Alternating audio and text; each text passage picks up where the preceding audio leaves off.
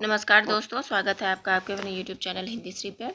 हम सभी रामस्वरूप चतुर्वेदी जी की मूल पुस्तक हिंदी साहित्य और संवेदना के विकास का वाचन कर रहे हैं। पीछे की कक्षा को आप प्ले लिस्ट पर जाकर देख सकते हैं। आगे का वाचन कुछ इस प्रकार है।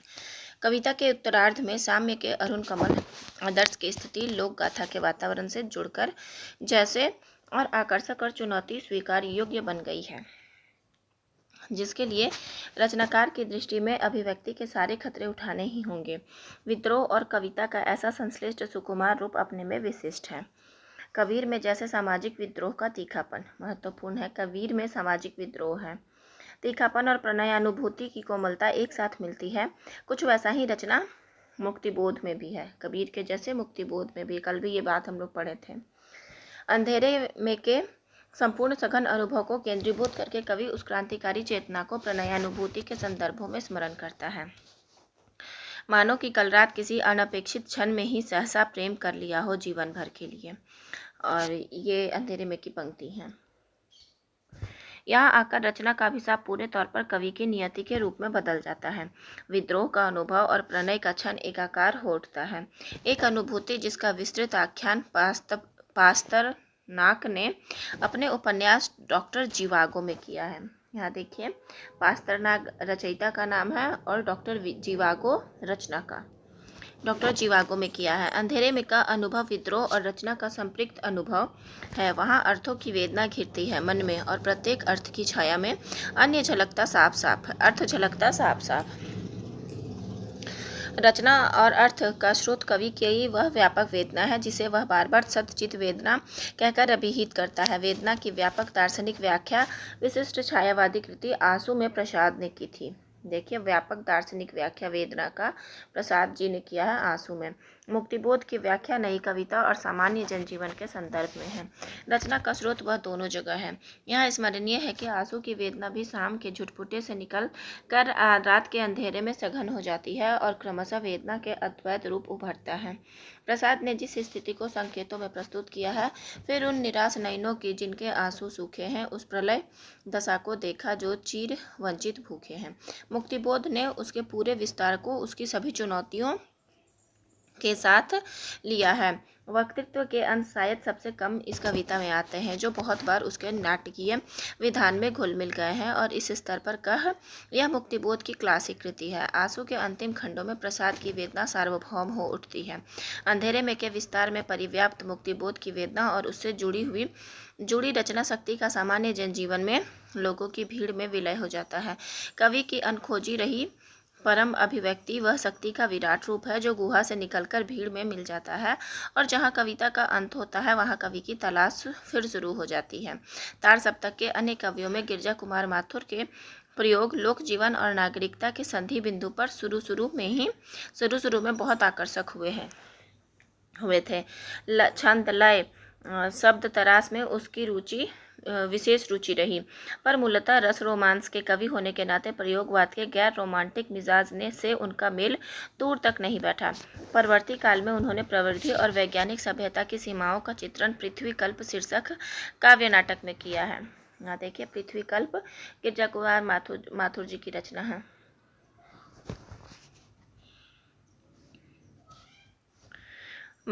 रचना है। पृथ्वी कल्प गिरजा कुमार माथुर जी की रचना है। यहाँ पे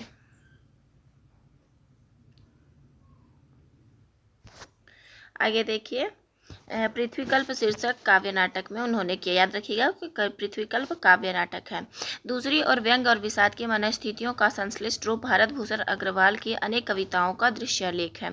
तार सप्तक के मूल संस्करण जो पहला है, मतलब वो 1943 में अहिंसा से लेकर संशोधित संस्करण 66 में मैं और मेरा पिट्ठू जैसी कविताएं युगिन विद्रूप को भलीभांति उभारती हैं। विभाजित मन में नए दीवा स्वप्न इस दूरी रचना में अंकित हुए थे। जब मैं दफ्तर में साहब की घंटी पर उठता बैठता हूँ, मेरा पिट्ठू नदी किनारे बंसी बजाता रहता है। जब मेरी नोटिंग कूट कूट कर रीटाइप होती है, तब साप्ताहिक के मुख पृष्ठ पर मेरे पिट्ठू की तस्वीर छपती है। सामाजिक मान्य मर्यादा और रचनाकार के अपने महत्व के बीच समकालीन व्यवस्था में जो बड़ा अंतराल है, जिसके लिए एक विशनन संकेत नरेंद्र शर्मा ने प्रवासी के गीत की भूमिका में किया है। प्रवासी के गीत किसका है? नरेंद्र शर्मा का। उसका तीखा चित्र इस कविता में अंकित हुआ है। दूसरी ओर मध्यवर्गीय जीवन के द्विधा व्यक्तित्व अपने बेबसी में उभरता है। प्रभाकर माचवे में भी व्यंग्य के सहारे किए गए कई तरह के प्रयोग मिलते हैं, पर कुछ दार्शनिक जिज्ञासाएं और समस्याएं भी साथ साथ चलती है। कवि के दर्शन ने उसे विनयी बनाया है, पंडित नहीं। वह अनुभव करता है, संशय के 2 कण लाया हूँ आज ज्ञान की झोली में। किंतु अपने काव्य विकास में वह तार्किकता की ओर झुकता जाता है, बहुत बार अनुभूति की कीमत पर। इस क्रम में एक और उसमें सहज खिलंदरापन जागता है और दूसरी ओर तीखा तर्क भाव। विदेशी में लिखी कविताओं का संकलन मेपल इसका अच्छा प्रमाण है, जहाँ कवि व्यक्तित्व का निजी रूप कुछ आग्रह के साथ ही प्रकाशित होता है और भारतीय संस्कृति के संदर्भ प्रबलतर होते हैं। सप्तक श्रृंखला से बाहर की कवियों में वीरेंद्र कुमार जैन अपने वस्तु विधान के लिए ध्यान आकृष्ट करते हैं।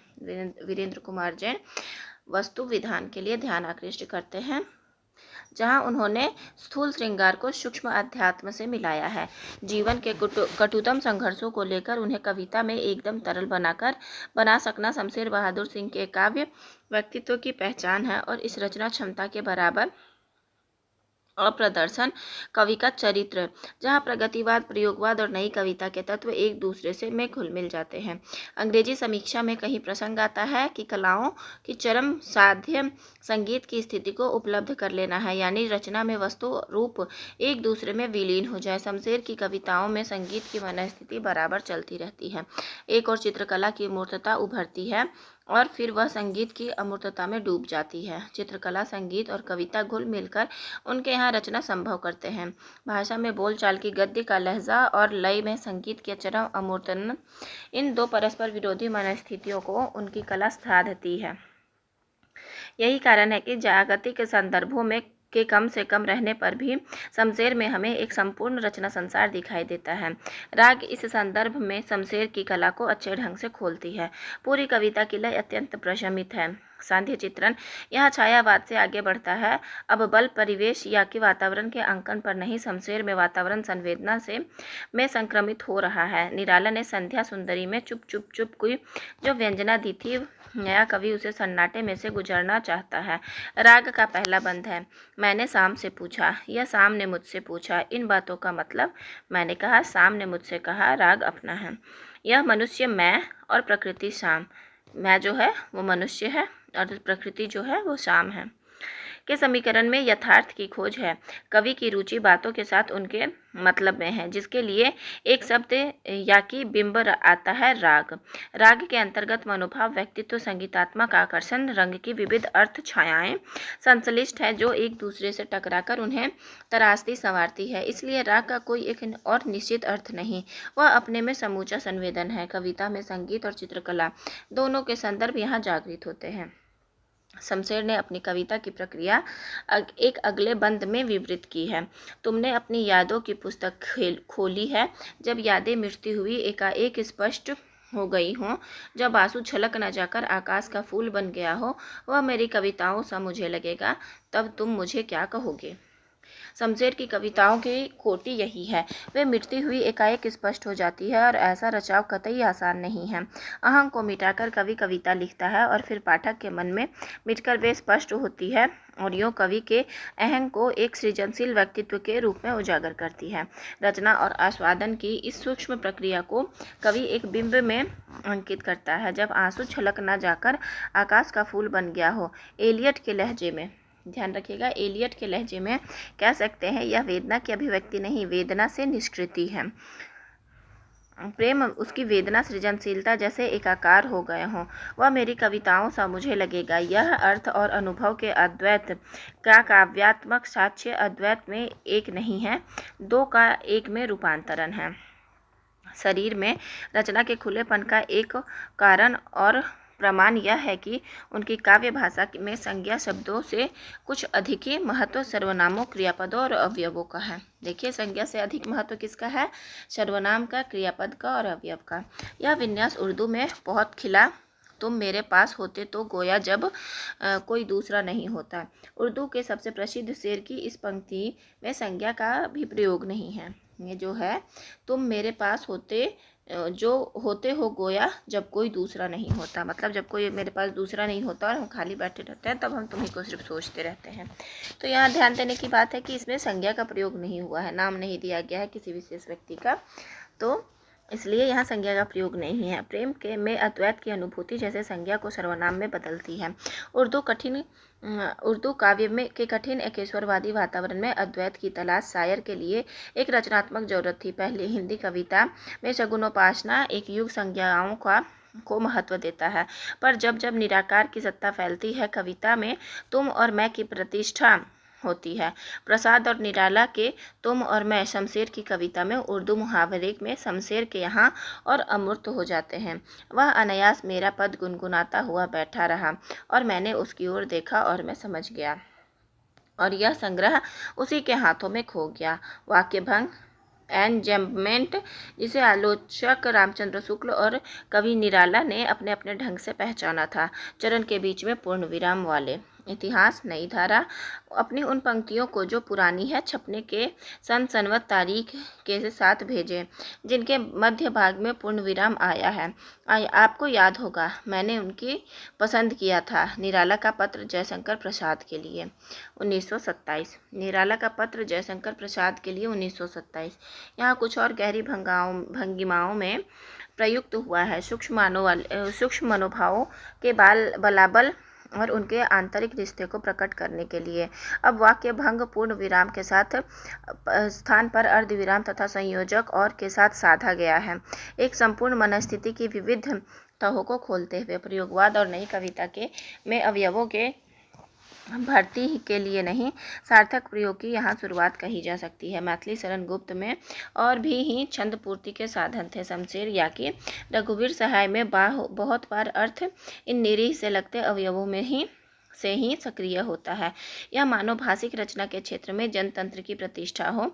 संज्ञा और अवयव का समान सार्थक प्रयोग, सामान्य साधारण अनुभव और सामान्य साधारण शब्द अब एक नई अर्थ संगति उपलब्ध कर लेते हैं। शायद पिकासो ने कहा था कि बहुत से चित्रकार सूरज की प्रतिकृति बनाकर चाहते हैं कि वह सूरज की तरह दिखे। मैं एक पीला धब्बा बनाता हूँ और चाहता हूँ। याद रखिएगा किसका शब्द है ये, पिकासो का।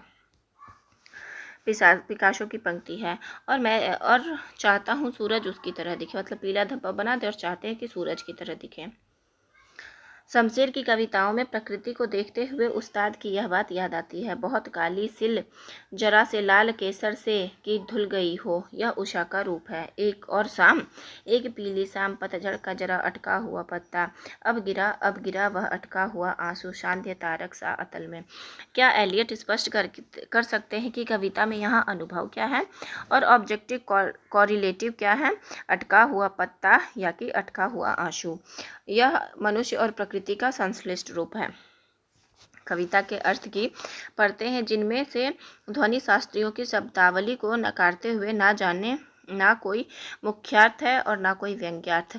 यह कुल अर्थ श्लेष है जो अटके हुए आंसू के बिंब में गतिशील है। जैसे प्रसाद की कविता कौन है? प्रसाद की विषाद में संध्या और विषाद के अनुभव एक दूसरे से जुड़े हुए हैं और एक दूसरे को सघन बनाते हैं, फिर मिलकर एक व्यापक अनुभूति की सर्जना करते हैं। बहुत कुछ उसी तरह की प्रक्रिया इस कविता में चलती है।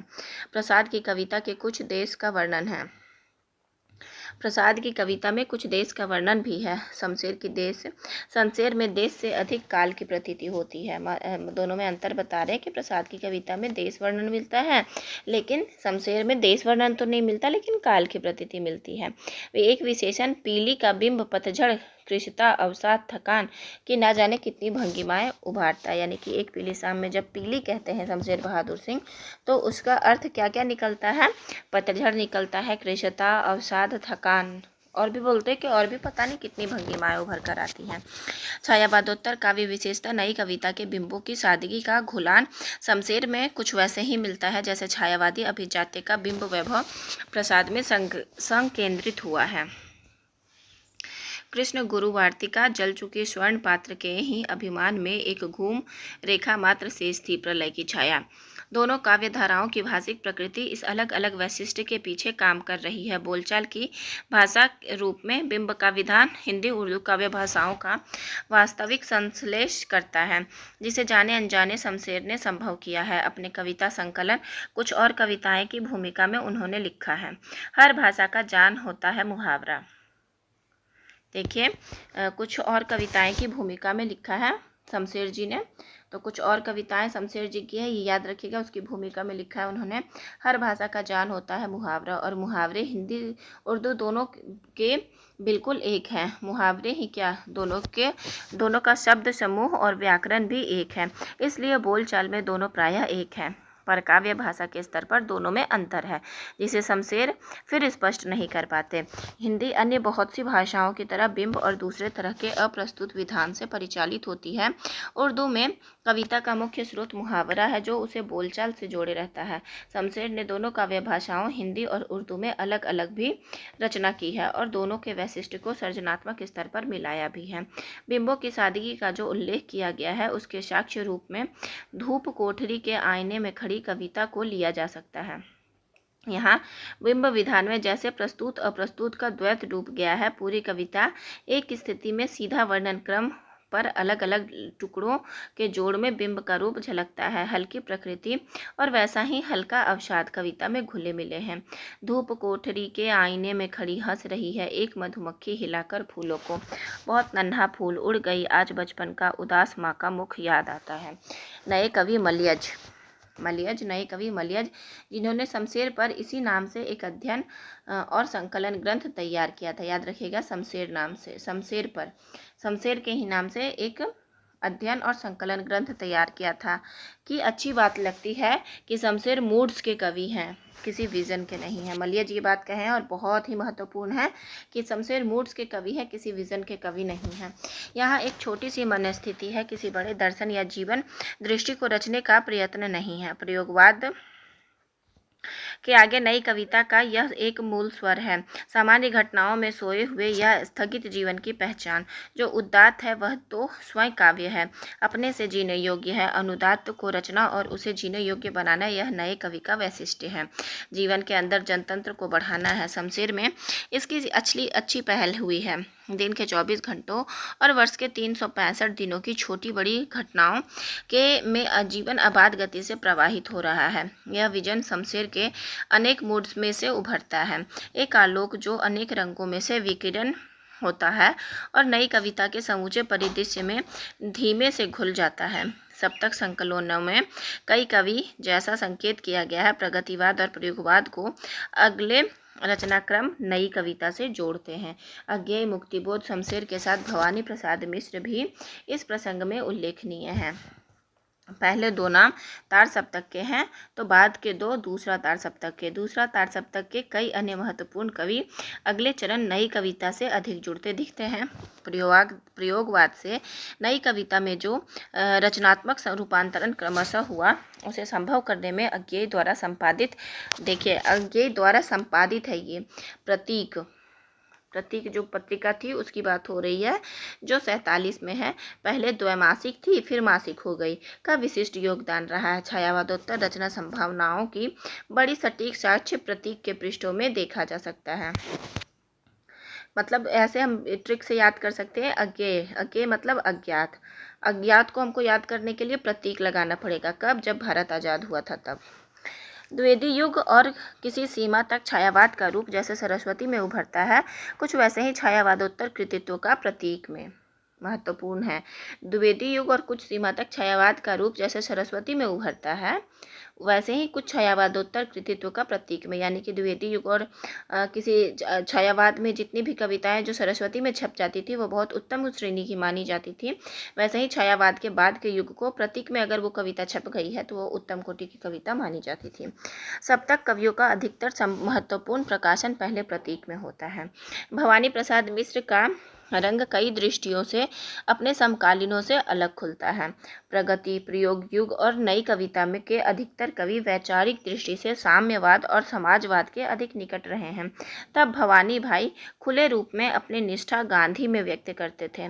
बोलचाल की भाषा और लय विधान में भी उनका स्वर अलग सुन पड़ता है।